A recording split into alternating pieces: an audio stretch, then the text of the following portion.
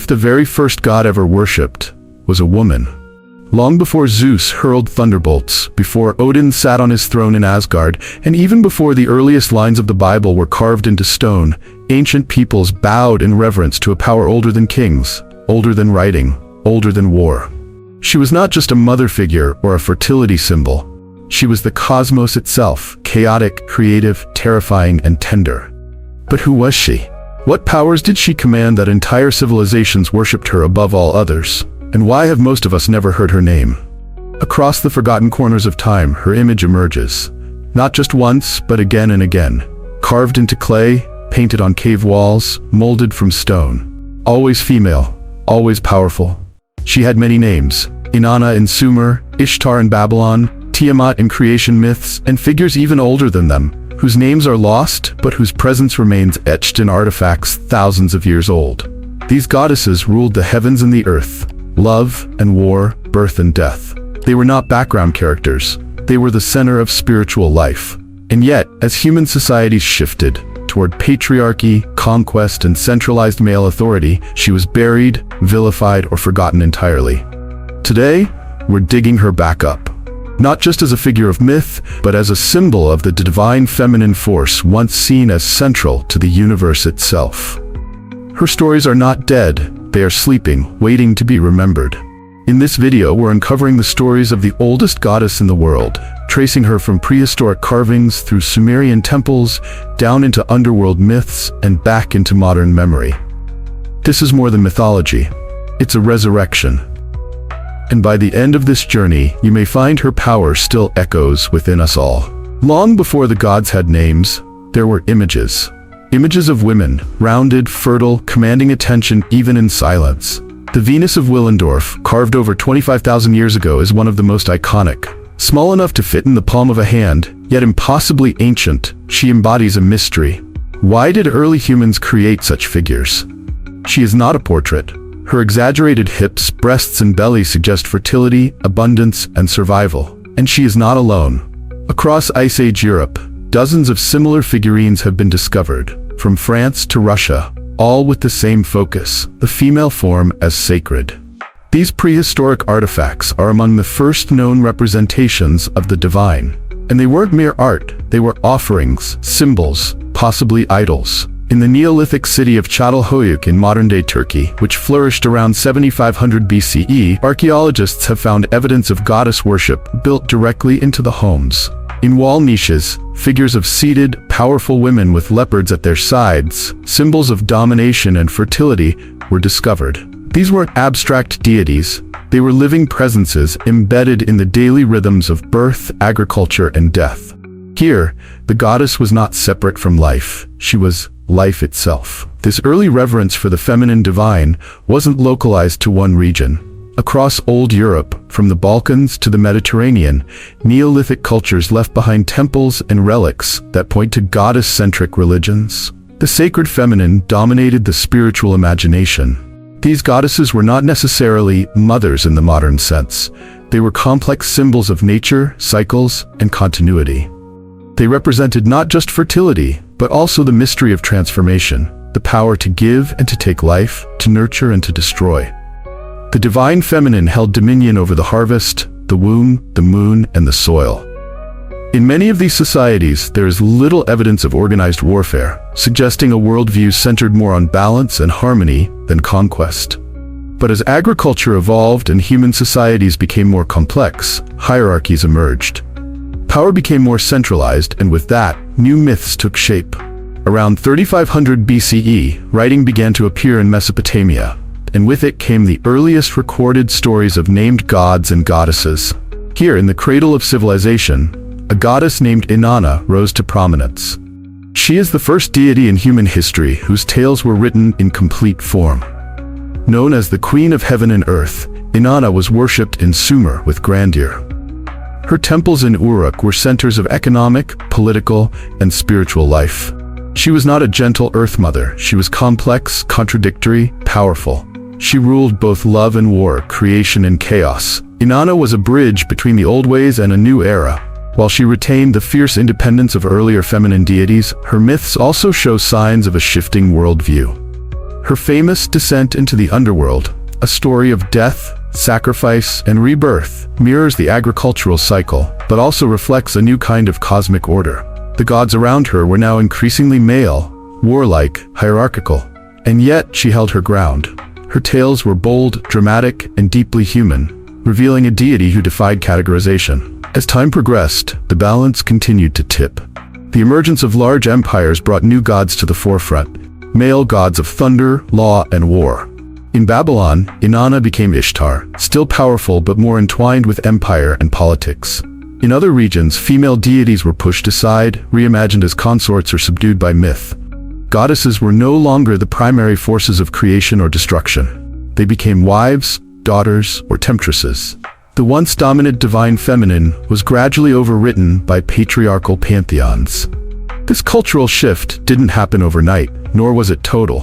In some corners of the world, goddesses continued to be revered. But the overarching trend was clear. As power structures changed, so too did the divine order. The sacred female was no longer at the center of the spiritual universe. She had been displaced, not by evolution, but by revolution. A revolution in belief, authority, and narrative. And yet beneath this transformation, her echoes remained, waiting for the moment when we'd begin to remember again. In the heart of ancient Sumer, where the first cities rose and writing was born, the goddess Inanna reigned supreme. She was not simply a part of the pantheon. She was its beating heart, a force of nature and culture that defied simple definition. Known as the Queen of Heaven and Earth, Inanna was worshipped with an intensity that rivaled any god who came after her. She embodied contradictions: love and war, fertility and destruction, erotic desire and ruthless vengeance. Her complexity made her powerful, her myths unforgettable. She was not only revered, she was feared. Inanna's temples, especially the Grand Ziggurat in Uruk, were not just places of worship, but hubs of political and economic influence. Priestesses in her service were literate, educated, and powerful in their own right, some holding positions of authority that reflected Inanna's own dominion over both the spiritual and temporal realms. She was a goddess who transcended the limits of gender and role. She seduced kings, waged celestial wars, and descended into death itself. The stories written on clay tablets in cuneiform script, among the earliest pieces of literature in human history, are devoted to her triumphs and her pain. One of her most famous myths, The Descent of Inanna, tells of her journey to the underworld where she confronts her dark sister Ereshkigal. Stripped of her symbols of power at each gate she passes, Inanna reaches the realm of the dead naked and vulnerable, only to be struck down and hung on a hook. For 3 days and nights, the world above is barren, reflecting her absence. But she rises again, not as a humble servant, but as one who has conquered death. This myth is not just a story of rebirth, it is a declaration. Even the underworld must bow to her will. Her descent was not penance, it was conquest. This duality, Inanna's command over both life and death, set her apart from many later deities who were boxed into singular domains. She was both virgin and lover, nurturer and destroyer. In love, she chose boldly, seducing Dumuzi the shepherd king and taking him as her consort. Their union was not just romantic, it was ritual, reenacted in sacred rites meant to ensure fertility and prosperity for the land. Yet when Dumuzi failed her, she cast him into the underworld, proving that no man, no matter how loved, was above divine judgment. Over time, Inanna evolved.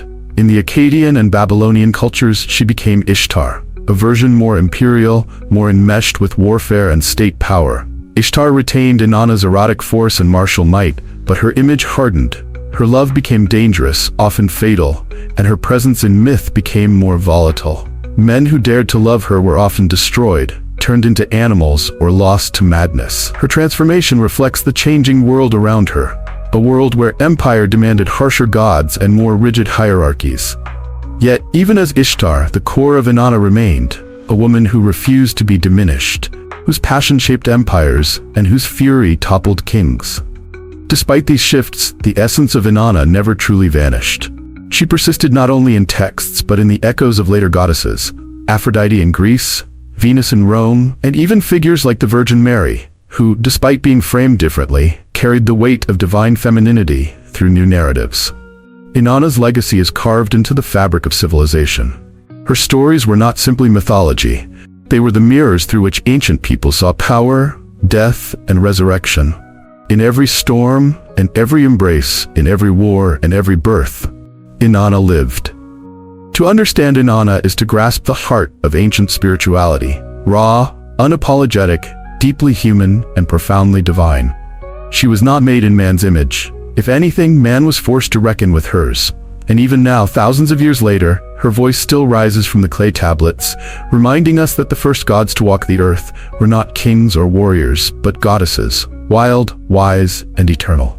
While Inanna may be the most vividly remembered, she was not alone in the ancient pantheon of powerful goddesses. Across the ancient Near East and North Africa, other divine women reigned, each one shaping the spiritual fabric of her people and reflecting unique facets of the divine feminine.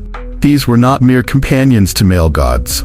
They were sovereign beings in their own right, creators, warriors, judges, nurturers. To look at them is to see the multidimensionality of female divinity as it was once deeply revered. In Mesopotamia, alongside Inanna, stood Ninhursag, the great mother goddess of mountains and fertility. Her name meant Lady of the Sacred Mountain, and she was believed to be one of the original creators of humanity. Ninhursag's mythic presence was maternal but firm. In some tales, she helps form humans from clay with the god Enki, breathing life into the bodies and tending to the wounds of civilization's first beings. She represents the life-giving earth itself, vast and enduring. Unlike the more volatile Inanna, Ninhursag is steady and grounding, a protector of kings and a guarantor of agricultural abundance. Yet she too could unleash fury when balance was disrupted, especially if her sacred laws of life and growth were violated. Then there is Tiamat, another Mesopotamian goddess, but she is of a different order entirely. She does not nurture, she births and then battles. Tiamat is the primordial chaos from which the world was formed. In the Babylonian creation epic, the Enuma Elish, she gives rise to the first generation of gods with her consort Apsu.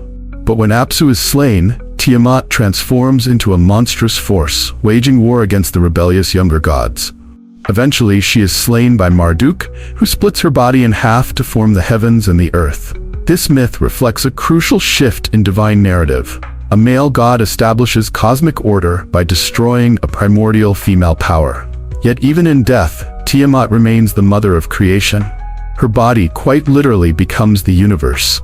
She is chaos and cosmos intertwined, reminding us that the divine feminine was once understood as both origin and opposition, life-bringer and destroyer, an embodiment of nature's raw power.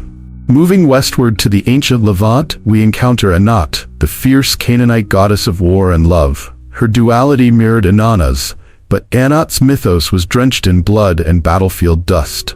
In Ugaritic texts, she is described slaying the enemies of the gods with brutal precision, joyously wading through corpses and scattering the heads of her foes. Yet she is not heartless. She pleads for the resurrection of her brother Baal, the storm god, confronting even death itself to restore cosmic balance. Anat's power is not only martial but redemptive. She protects, avenges, and restores. She is the sword and the shield, a deity forged in the fires of tribal warfare and pastoral resilience. In the land of the Nile, another goddess of dual nature flourished, Hathor of Egypt. Unlike Anat, Hathor is most often remembered for her beauty and joy. She was the goddess of music, dance, fertility, motherhood, and celebration. Worshipped as the Golden One, Hathor was a divine nurturer who embraced the souls of the dead in the afterlife, guiding them to rebirth. But her serenity had limits. In the myth of the Eye of Ra, Hathor takes on the form of Sekhmet, a lioness of pure rage sent to punish humanity for its arrogance. Her bloodlust becomes so uncontrollable that the gods must trick her into drinking dyed beer to sedate her. This tale shows that even the gentlest goddesses held the potential for terrible wrath, reinforcing the sacred balance between joy and destruction. Astarte, known across the eastern Mediterranean, brings together many of these aspects. She was worshipped in Phoenicia, Canaan, and eventually adopted by the Egyptians and Greeks under different names. Astarte was a goddess of fertility, sexuality, and war, often shown astride a lion, surrounded by stars or sailing the seas. Her rites were likely ecstatic and sensual, involving sacred prostitution, feasting, and music. She was not bound to one land or people, but moved with trade and conquest, adapting and enduring. Astarte's ability to merge with other goddesses, becoming part of Ishtar in Babylon, Aphrodite in Greece, speaks to her archetypal strength. She was the irresistible pull of life itself, fierce, nurturing, erotic, protective. What these goddesses share is not simply their femininity, but their power to embody contradiction. They do not fit into narrow categories. They are not passive, not simply maternal, nor are they defined solely by male counterparts. They stand alone, shaped by the needs and fears of the civilizations that worship them. Their myths were tools for understanding the unpredictable rhythms of life: love, death, birth, harvest, war, and renewal. They ruled cities, guided kings, and shaped the cosmos. In their temples, the sacred and the sensual merged. Their voices spoke through song, sacrifice, and story, resonating from generation to generation. In the modern world, their names are often forgotten, their images overshadowed by newer gods. Yet when we uncover their stories, we find that they speak to something elemental. These goddesses were not just symbols, they were truths embodied. They allowed ancient people to imagine a universe where the divine looked like them, felt like them, and lived in every aspect of the world around them. In them, the ancients saw not just gods, but reflections of themselves, their fears, their desires, and their hopes for continuity in a world that constantly changed. As civilizations grew and evolved, so too did their gods. Where once goddesses stood at the center of spiritual life, life-givers, death-bringers, embodiments of the natural world, a shift began to occur that would reshape not only religion, but the foundation of human culture. The rise of patriarchal pantheons did not happen in isolation. It was intertwined with the rise of cities, kingship, and organized warfare. Power was consolidating, and with that consolidation came a rewriting of divine narratives. In societies where male rulers became the norm, gods began to mirror the political structure. Male, authoritarian, distant, and dominant. The divine feminine, once revered in her complexity, was pushed to the margins. This transformation was not a simple replacement, but a strategic reinterpretation.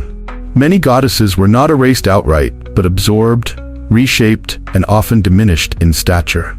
Once powerful deities became consorts or helpers to male gods. In some myths, they were rebranded as overly emotional, dangerous, or untrustworthy, warnings rather than role models.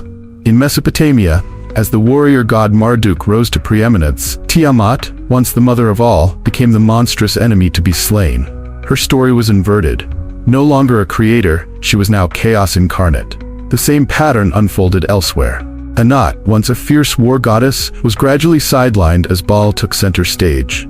Hathor, though beloved, was overshadowed by the increasingly patriarchal nature of Egyptian state religion. Even Inanna, though her stories survived, became more erratic and feared in her later form as Ishtar, a goddess whose love destroyed men, whose anger knew no bounds. The transformation extended beyond mythology into theology and societal norms. As monotheism began to rise, especially in the Abrahamic religions, the concept of a singular male god took hold with enormous cultural force. In these new systems, the feminine divine became not only unnecessary but subversive. The goddesses who once ruled the heavens were turned into demons, temptresses, or forgotten figures. Lilith, who in some traditions may have roots in ancient goddesses, was transformed into a child-killing demon in Jewish folklore. Her independence and refusal to submit to male dominance marked her as dangerous in a system increasingly focused on obedience and hierarchy. The divine feminine became not a source of awe, but a threat to order. This redefinition also reshaped the roles of women in society. As goddesses lost their prominence, so too did the reverence for women's roles in spiritual and public life. Female priestesses were replaced by male clerics. Matrilineal traditions faded. The divine qualities once attributed to femininity, intuition, nurturing, sexuality, mystery, were recast as weaknesses or sins. The body, once a temple of the goddess, became a source of shame. Entire cultures rewrote their values around a singular divine masculine ideal, and in doing so closed the door on thousands of years of goddess-centered worship. Yet even as official narratives changed, the echoes of the goddess remained. In the folds of folklore, in secret rituals, in hidden symbols carved into forgotten stones, she lingered. Peasant traditions in rural Europe kept goddesses alive in the form of fertility rites, midwife practices, and seasonal festivals. In Catholicism, the figure of the Virgin Mary carried traces of older goddesses, revered, crowned, radiant, intercessory. Though framed within strict religious bounds, Mary absorbed elements of Isis, Inanna, and other maternal figures. Her image standing atop a serpent recalls ancient iconography of feminine dominion over chaos and evil. The goddess had been transformed, but not entirely erased. In India, powerful goddesses like Kali, Durga, and Saraswati continued to be worshipped in vibrant traditions that preserved many of the primal elements seen in older goddess cultures. Kali, with her fierce appearance and blood-soaked myths, bears a spiritual kinship to Tiamat and Anat, expressing destruction as a form of renewal. Even in cultures where patriarchal structures dominate, the goddess survives, sometimes openly, sometimes underground. She has persisted in myth, in mysticism, and in the hearts of those who never stopped feeling her presence. Despite the millennia of suppression, the goddess has never truly disappeared. Her stories have endured in fragments, echoes in poetry, art, and song. And in those echoes, something ancient still calls out. The forgetting was never complete. The goddess was hidden, not gone. She moved into the margins, waited in the shadows, and clung to the roots of rituals and the whispers of old stories passed down through generations. In the rise of patriarchal religion and the rewriting of divine roles, a profound silence fell over the sacred feminine. But beneath that silence, a pulse remained, a heartbeat in the dark, steady and waiting to be remembered. She never left. She was only veiled, renamed, silenced. But now, in the tremble of a shifting world, the goddess rises again.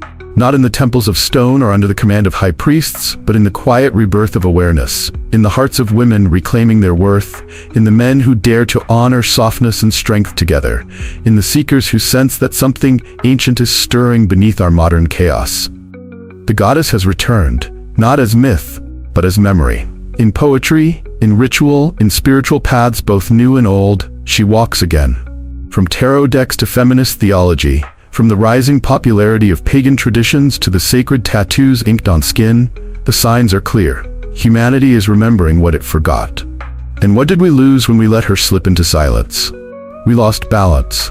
We lost a vision of power that was cyclical rather than linear, nurturing rather than controlling, sensual rather than shamed. We lost a mirror in which all bodies, all genders, all forms of life could see themselves as sacred.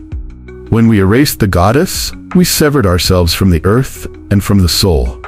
We allowed domination to replace devotion and forgot how to kneel in wonder rather than fear. The cost was immense, not just to women, but to humanity itself. For when the divine is stripped of its feminine face, the world becomes fractured. We begin to believe that war is stronger than peace, that logic is holier than intuition, that control is more powerful than creation. But what we lost, we can reclaim. The goddess is not locked in the past, she evolves. She lives in every act of creative defiance, every moment of sacred care. She is the mother who births stars, the warrior who fights with compassion, the lover who sees beauty in imperfection. She is every whisper that says, "You are enough." She invites us not to worship blindly, but to remember boldly. And in remembering her, we remember ourselves, not as broken beings striving for control, but as radiant souls participating in the mystery of existence. This return is not about turning back the clock. It's about integrating the parts we've denied. It's about honoring the dark as well as the light, the grief alongside the joy, the chaos with the calm. The goddess teaches us that divinity is not found in perfection, but in wholeness. And that wholeness is revolutionary. In a time of division, she offers unity. In a world of noise, she speaks through silence. In a culture obsessed with the new, she brings the ancient wisdom that never stopped mattering. So as you finish this journey, let your heart remain open. Let the stories you've heard stir something deeper than knowledge. Let them awaken remembrance. The goddess is not a relic. She is a rhythm, a pulse, a power older than words, and she lives wherever the sacred is honored. In your breath, your body, your compassion. Let her speak through you. Let her walk beside you. And may the ancient breath of the divine feminine bless you with the courage to be whole, wild, and holy. May you walk with the grace of Inanna, love with the fire of Ishtar, and see with the wisdom of Hathor. May the earth rise to meet your steps, the stars guide your sleep, and the hidden goddess within you awaken to her full voice. And if these stories touched you, if something long lost has been stirred awake, do not let it fade. Speak her name, carry her forward. And now, if your soul feels lit like an old torch touched by the sun, share this flame. Let the world know her stories still burn bright. Smash that like as if blessing an altar. Subscribe not with your finger, but with your intention to remember. And comment below with the name of the goddess you most resonate with. Not because it's trendy, but because she lives in you, and it's time the world saw her shine.